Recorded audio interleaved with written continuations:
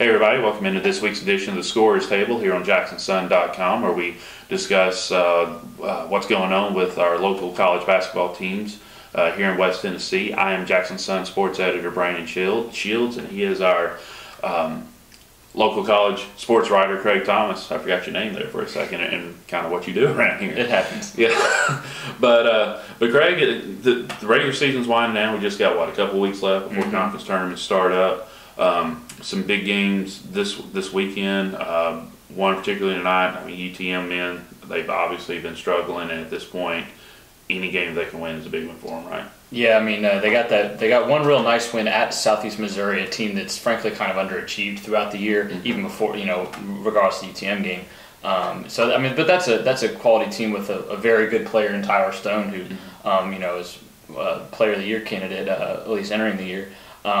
But UTM has 4 home games left, starting tonight against Tennessee Tech, a team they haven't beaten in about 5 years since Lester Hudson scored 42 points. Oh, wow. So they've got an opportunity here with 4 home games. They've been playing a lot of road games.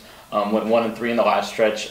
They've kind of boxed themselves into a difficult corner, obviously, having to win, I'm certain 3, and then maybe even 4 out of 4, depending on how sort of things play out. So we'll learn a lot about UTM's chances. I mean, it's slim anyway, but whether they really have any chance at all, probably after Saturday, we'll know for sure. Tennessee Tech's been an inconsistent team, somebody that nearly beat Belmont and then somehow lost to Tennessee State, who's not any good. So we'll see how things go for UT Martin. We know kind of what their assets are: Miles Taylor inside, Mike Libo and Terrence Smith from the guard positions. We'll see a little bit of the development of Marshawn Newell, some guy I'm interested in watching because I haven't seen UTM play in a few weeks. Junior, who's new to the team this year and playing some point guard with Terrence. So lots to watch for the UT Martin guys. Just a very big game for them overall. All right, and then this weekend, both programs at Union, they have big games. I guess kind of we have to put an asterisk next to them because they're still not eligible to go to the GSC conference tournament in NCAA Division II, the Gulf South Conference.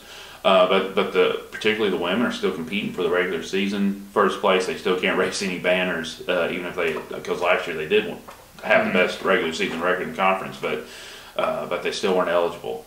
But this week they got Delta State coming in on Saturday. They do, and Christian Brothers tonight, and then Delta State on Saturday. And on the women's side, especially if they beat CVU tonight, you're going to get a preview of what the future might look like as far as a conference race. In late February, it's pretty exciting stuff. As you mentioned, you can't actually technically win the conference until next year. Union can't, but Delta State's a quality team, somebody that beat Union by I think 5 or 6 points down in Mississippi earlier in the year. But Union's had another very nice season. Nothing dominant or anything like that. Still kind of, I think, getting used to not only the competition but just their own, limitations in a way. Obviously, the post play for the last couple of years hasn't been there, but we've really seen a lot of development out of Leticia McLaughlin, who's going to be playing her last home game on Saturday. Oh yeah. And then Amy Filmley, a junior who has gone from a pretty decent offensive player to a pretty complete offensive player, somebody that can hurt you from 3-point shooting and can drive to the basket and score on you that way. The 28, 30-point efforts she's been throwing out. That's not something she was doing as a freshman, but she's doing it more consistently now. And then obviously Amber Reaches and Astrid Hudeman, I mean, they can really knock down threes. So Union's a fun group to watch, and there'll be a big game on both sides, a real challenge for both the women and the men. And especially on the women's side, it'll be interesting to see if they can knock off a really well thought of team. And for Union fans want to know about the postseason, last year both teams did participate in the NCCAA tournament. The Christian College event, so that'll be... And they're still doing that, right? Yeah, that'll still be the plan this time around. Then kind of switching gears to NAIA, Bethel and Freed-Hardman. Freed-Hardman's bounced back from their first loss last week in women's play. That's right. And the women, they lost to Lyon. Interestingly enough, it's funny how these things work. A couple of years ago they were undefeated, and then they lost to Lyon, and in Trans-South play. This time it happened as members of the American Midwest Conference. Both schools have since moved to that league. But still 25-1. I mean, it's not really probably going to affect too much as far as the seeding. I mean, at this rate, Freed-Hardman's an easy number 1 seed, and still is ranked number 2 in the country. So I think that kind of shows from the coach's perspective where the perception of the team was, that they were one of the 2 best either way. Vanguard in California is still undefeated. So if you kind of want to take the really long look, you start to think about a team that Freed-Hardeman might play in the semifinals or the championship if they can get that far. But they're still having a fine season. Obviously, a very good 3-point shooting team, a very good defensive team, as has been the case under Dale Neal. Haley Newby, a junior forward who has kind of just improved her game each year. Somebody who contributed a good bit as a freshman, but was not a major player, has become a major player as a junior. She's from Knoxville, just went over 1,000 points, and just a very, very hard worker from pretty much everybody you ask. I know Dale Neal's been really, really pleased with what she's brought to them. So they got a couple more games. They got a couple road games this weekend, and a really big one Saturday at Columbia College in Missouri.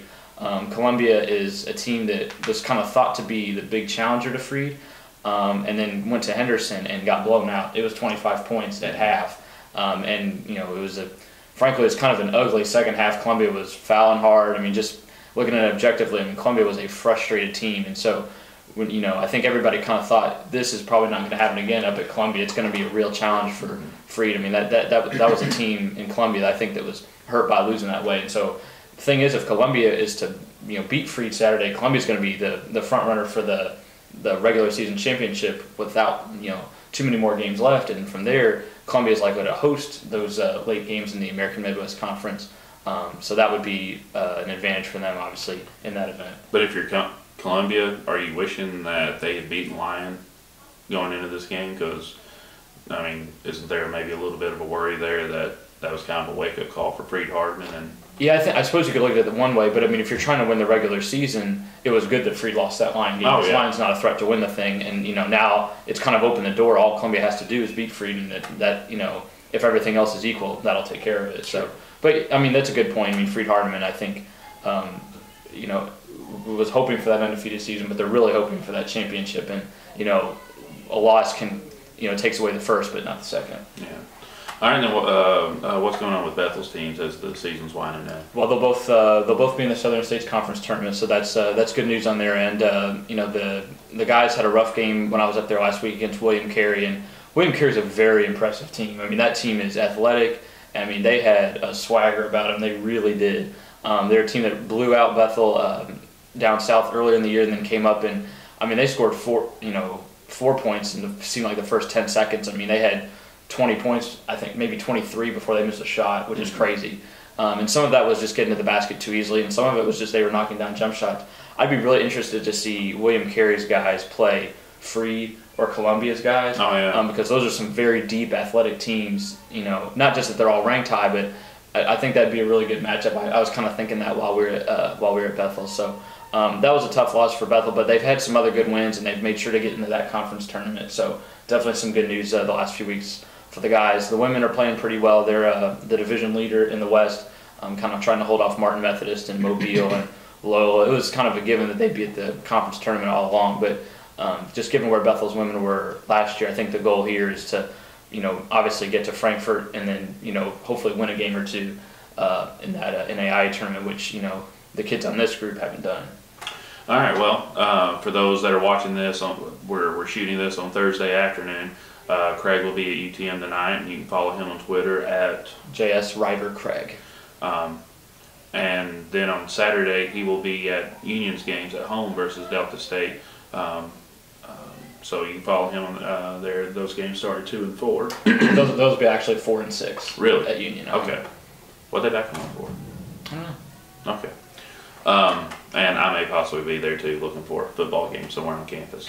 So, but thanks for watching, and thanks for logging on and reading and following us for sports coverage here in West Tennessee. And thanks for trusting us here at the Jackson Sun and JacksonSun.com as that #1 source for your local team's information.